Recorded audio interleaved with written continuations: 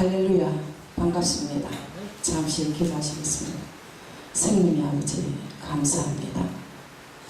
오늘 이렇게 하나님 아버지 명절을 기회로 또 하나님 아버지 뜻 가운데 우리 모든 목회자들과 함께 이 자리에 함께 할 수 있는 시간을 허락하시면 감사합니다.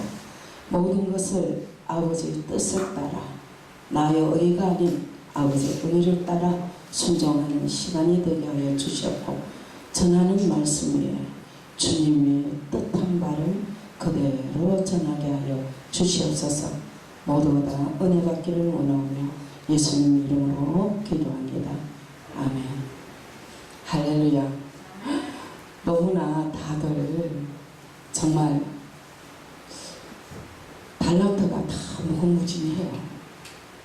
정말 그 모든 것을 은사 가운데 주님 쓰시고 계시다는 것을 제가 들으면서 깨달으면서 하나님께 영광 돌렸습니다.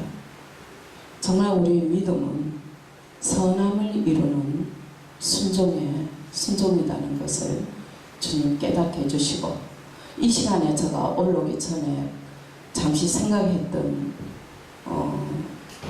오게까지 메시지를 무엇을 할 것인가, 무엇을 전할 것인가 생각을 하면서 참 약간의 두려워하는 마음으로, 떨리는 마음으로 왔습니다. 그런데 갑자기 저에게 영감을 주시고 또 전하기를 원하는 메시지가 저에게 떠올리게 해주셨어요. 말씀은 에베소서 4장 3절의 말씀과 로마서 8장 7절의 말씀을 잠시 우리 함께 봉독하시겠습니다.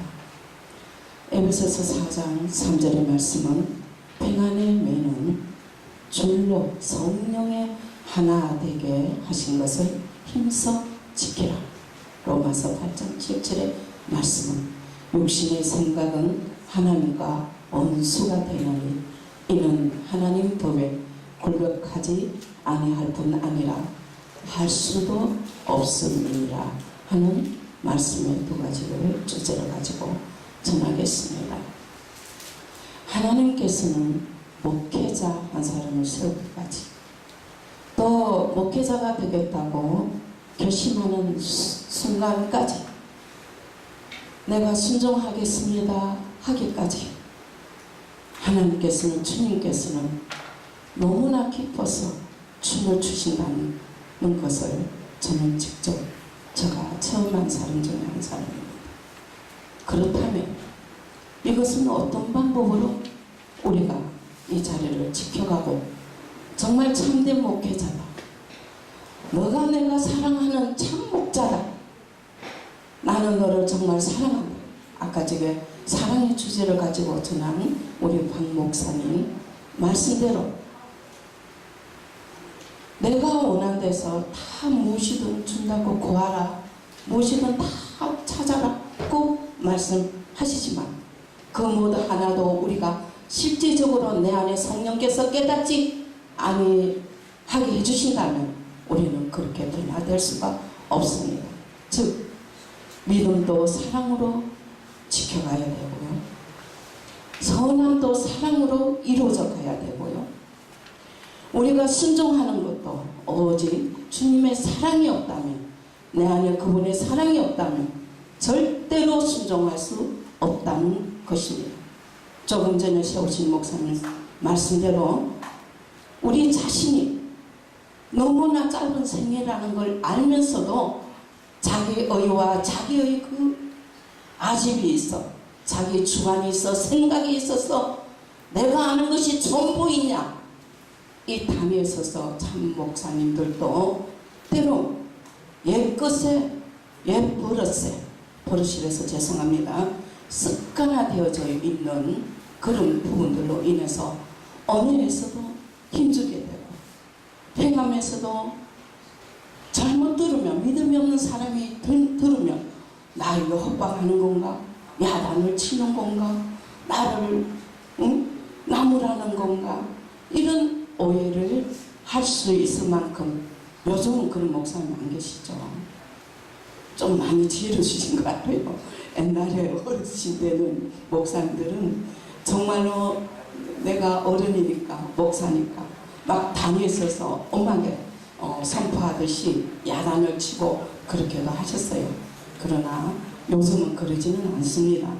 그러나 하나님께서 우리에게 항상 일침을 주시는 것은 너가 지금 현재 육신을 생각을 하고 나를 사랑하느냐, 너가 하는 일을 정말 사랑해서 나를 사랑하느냐, 항상 질문을 던지는 것을 우리는 느끼고 깨달을 수 있을 것입니다.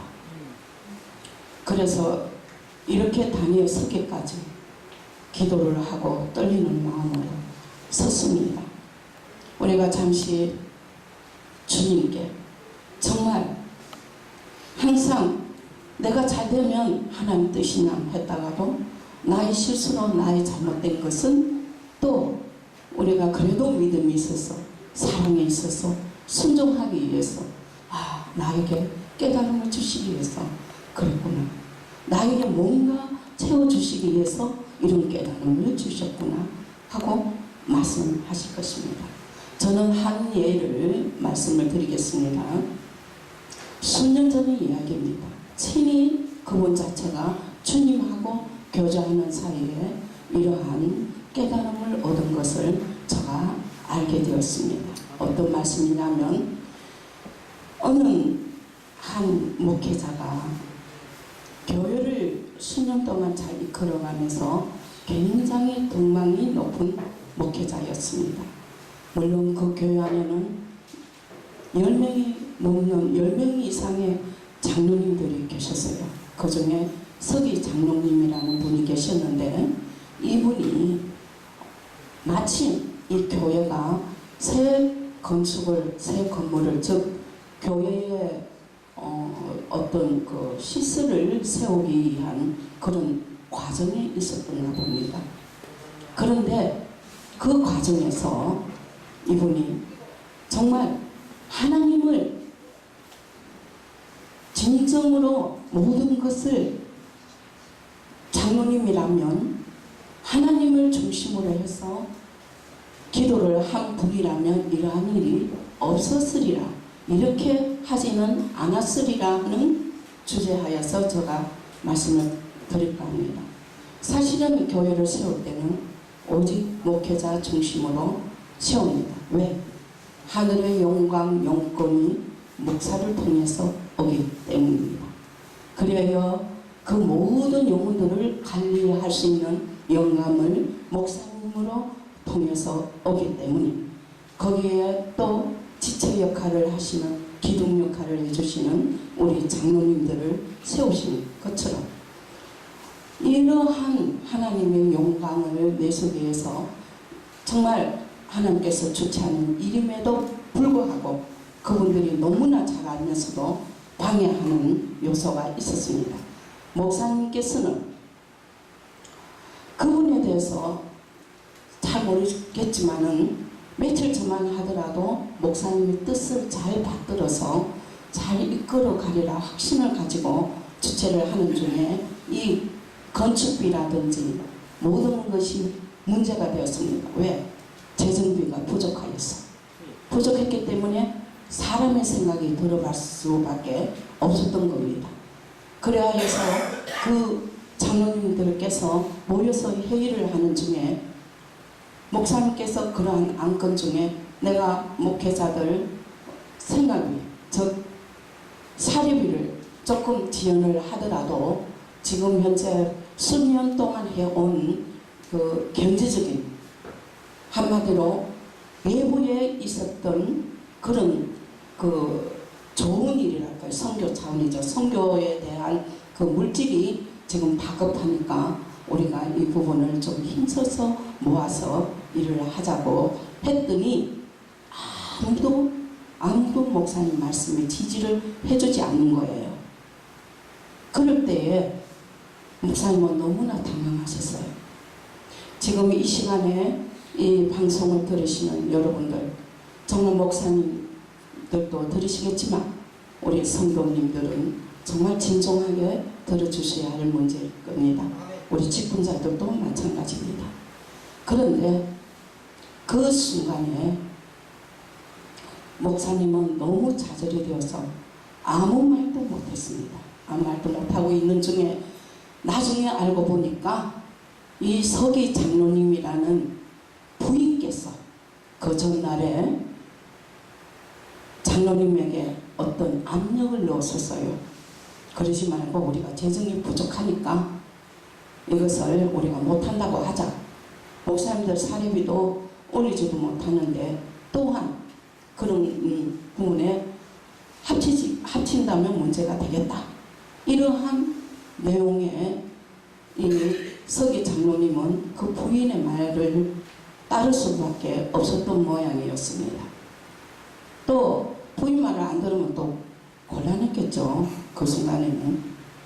그래서 이 장로님께서 지금까지 수년 동안을 그렇게 해마다 행사해 온 그 성도의 일을 전부 다 한마디도 예스가 아닌 노로 하나를 묶어서 이렇게 선함을 이루어야 할 이 일을 재정 문제 핑계 삼아서 방해를 받았습니다. 그럴 때에 하나님께서 주님께서 어떻게 생각하셨을까요?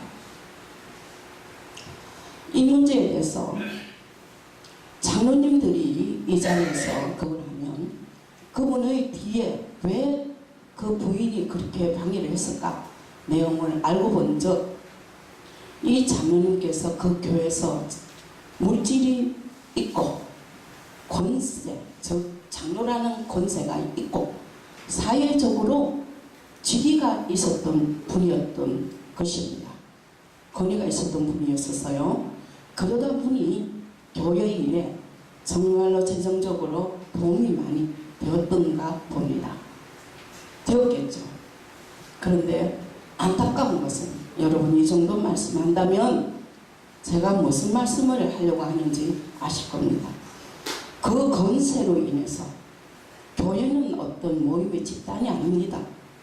교회는 어떤 세상의 권세를 가지고 영혼들을 관리하는 장소가 아닙니다. 그리고 정말 감이란 말을 쓰고 싶은 것은 목회자는 한마디로 그 교회를 세운 그 주된 목적은 하나님만이 그 목사님을 그 영혼을 중심으로 해서 교회를 세웠습니다. 그래서 개척교회의 어려움은 그 감당하기까지 2, 3년이라는 세월은 그 시험의 하나의 또한 문제와 같은 하나님의 제시가 그 시간 동안 또 훈련이 있을 수도 있습니다. 그걸 감당하는 것이 목회자의 길입니다. 우리가 목사님의 그 권위를 내가 물질이 돼서 경제 능력이 있어서 사회적으로 권한이 있어서 교회적으로 내가 많이 물질을 줬으니까 너 절대로 아닙니다. 하나님께서는 무엇을 원하겠습니까? 우리에게 선한 마음을 원하십니다. 그래서 모두가 다 믿음으로 순수한 믿음으로 하나님께 바친 것은 목사님께 바친 것이 아니고 교회에 바친 것도 아니고 하나님의 의를 위하여 하나님 나라를 위하여 자기 영혼을 위하여 한 순종의 선교나 마찬가지입니다. 할렐루야. 여러분들은 교회에 대해서 오해하시면 안 됩니다. 목사님들에 대해서 오해하시면 안 됩니다. 교회는 보여지는 육체의 지체도 장애자도 있겠지만 한마디로 우리가 믿음으로 순종해야 할 이러한 문제에 대해서 목회자를 두고 태클을 걸고 자기가 앞장서겠다는 장로님 직분자들께서도 정말로 우리가 회개 아니면은 협력하여 선함을 이룰 수가 없습니다. 제가 말씀을 찾다 보니까 이런 말씀이 있습니다. 잠언서 4장 2절의 말씀입니다. 선한 도리를 방해하여 하나님의 법을 지키지 못하게 된다면, 그 다음 뒤에는 또 읽어보세요. 에베소서 4장 3절의 말씀. 성령이 하나 되게 하신 것을 마귀의 앞잡이가 되어서 교회의 중심이 되시는 성령의, 우리가 4장 3절에 이 말씀을 잠시 한번 함께 봉독하시면 어떨까요? 우리가 한번 다시 자 크게 시작.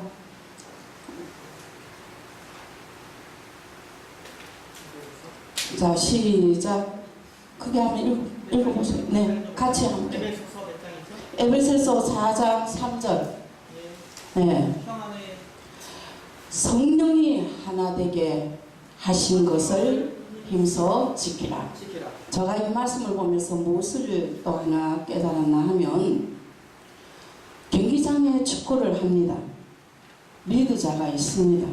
그런데 성령으로 하나가 되지 아니한다면 우리가 하나가 될 수 있습니까? 이처럼 경기장에도 사랑으로 하나가 되어야만 거기에 모든 팀이 힘을 받아서 승리할 수가 있습니다. 팀에서 한 사람이라도 딴 생각을 한다면, 거기에서 질투가 있다든지 미움이 있다든지, 나 혼자면 어떻게 축구 공 좀 잘 찬다고 나 혼자 찬다든지, 나 혼자 좀 뭔가 잘나고 싶어서 나선다든지, 이런 문제가 팀 조직이 잘 이루어지지 아니한다면, 한마디로 선한 조직이 이루어지지 않는다면 어떻게 그 팀을 사랑으로 하나로 이끌어갈 수 있습니까? 여러분들의 사랑이 그래서 얼마나 소중하고 귀하고 중요하다는 것을 아시고, 교회의 일이든 우리가 교회의 어떤 문제의 어떤 팀 조직을 하나로 이끌어 가더라도 오직 믿음, 소망, 사랑 중에 사랑이 제일이라고 하신 것처럼 주님의 사랑 이끌어 우리 모두의 사랑으로 믿음도 사랑, 순종도 사랑, 협력하여 선함을 이루고 사랑, 목사님의 그 뜻이 하나님의 뜻이냐 할 때에 주님은 분명히 그 기도대로 100% 도와주십니다. 할렐루야. 100% 도와주십니다. 왜? 하나님이 목회자를 책임지시니까요. 목사님의 그 믿음에 그 교회를 세운 것처럼, 목사님의 믿음을 통해서 그 교회를 세운 것처럼, 하나님께서는 분명히 목사님 통해서 영감과 지혜와 또 나름대로 하나님께서 뜻한 바를 손잡고 이끌어 가시는 것을 확실히 믿으시기 바랍니다. 꼭 우리는 승리하는 믿음으로 하나님께 칭찬 드리시기 바랍니다. 감사합니다. 기도하시겠습니다. 생명의 아버지 감사합니다. 부족한 종 잠시나마 주님의 말씀을 증가하게 하신 은혜 감사하고, 우리 모두가 진리안의 자유함을 가지고 기쁨으로 즐거움으로 범사 감사로 주님의 말씀 따라 주님의 사랑 따라 은혜 안에서 순종하기를 원합니다. 감사하고 예수 이름으로 기도드립니다. 할렐루야. 아멘. 감사합니다.